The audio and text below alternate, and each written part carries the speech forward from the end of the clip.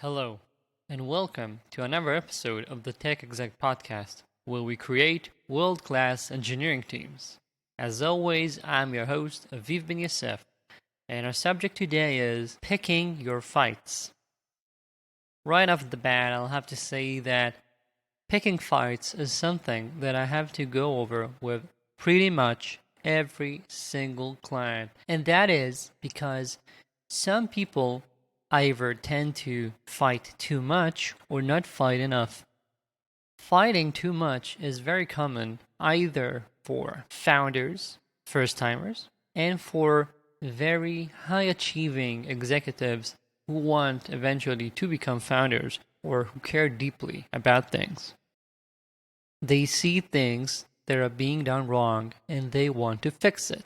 They cannot but cringe whenever they see something not being done properly. Unfortunately for you, you cannot fix everything. Let me tell you that right now. And sometimes when I tell that to coaches, they say, when I found a company, it won't be like this. And again, I'll have to repeat, you cannot fix everything. It is not possible. No one is going to have the perfect company. We are not looking for perfection. We are looking for success. And that is why you need to be very adept at choosing what to be focusing your attention and your energy on. You cannot fight every windmill. You have to know exactly when a fight is worth it. So, for example, if something is not within your purview, think twice before starting to fight about how things are being done there. Because when you're crossing a boundary, which is sometimes very good and necessary, you still have to pay a price. And that price might be a political price of having to fight for whatever is right, even though someone else says differently, or even the price of having to simply invest your effort and time into it. It is not straightforward, especially as these things tend to pile up. You have more and more of these, and as the company grows, the rate of things not being done properly is going to increase. Does that mean that everything is doomed? No, it certainly does not, but it does mean that you need to start focusing on, first of all, making your own things better. So if things are under your own purview, then put in place a high quality standard. Do not tolerate issues that you would not tolerate from others. This is something I see very, very often because we, for example, tend to complain about product not having all the specs ready on time and sales promising things that are not done yet and so forth. We are extremely critical of what others are doing.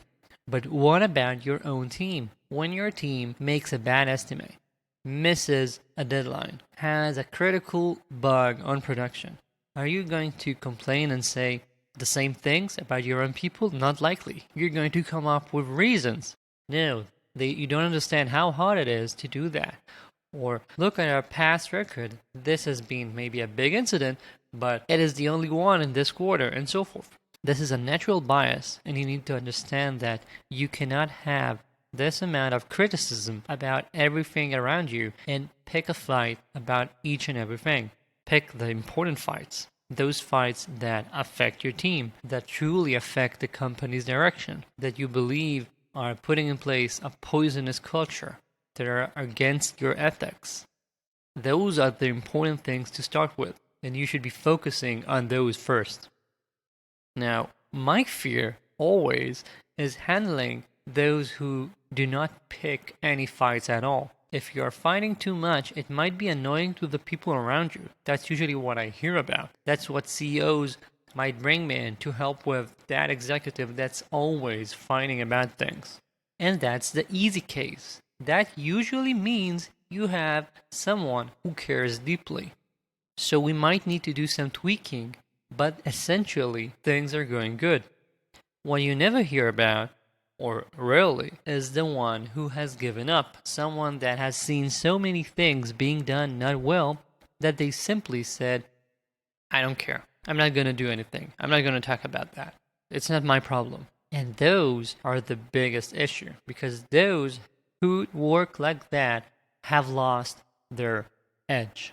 If you don't have a spark, if you don't have a drive to make things better, then you are not an executive. I'm sorry.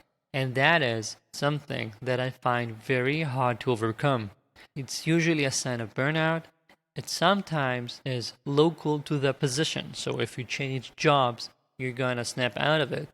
But fixing it in a specific position is not easy. So do not let yourself fall into that place. This is like quicksand. You shouldn't just, throw up your hands and say, I give up. That's not what this episode is about. This episode is about picking those fights that are worth fighting and making a bigger impact. You should not be fighting about each and every little thing, at least not if it comes at a cost of not getting the things most important to you done, or if it has a big toll on your happiness or your energy because you have other responsibilities. And if your metric is perfection, you simply will never achieve it. So do not aim yourself to be working in that sort of manner. And lastly, I want to leave you with a tip, with something to think about. Are you fighting these fights that you consider worth fighting with an ally or on your own?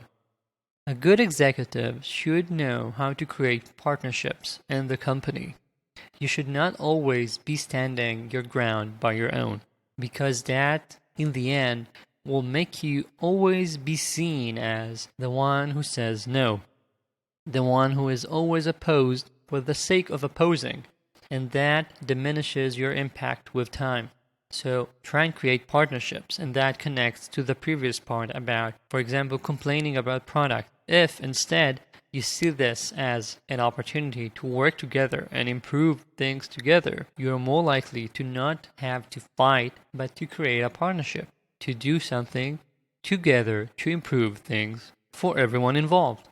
All right? Break the silos. Understand that you want allies. You want to create partnerships. You are part of the executive team, and that team should be a team. You should be working together. Keep that in mind. That's it for this week. Thank you for joining me.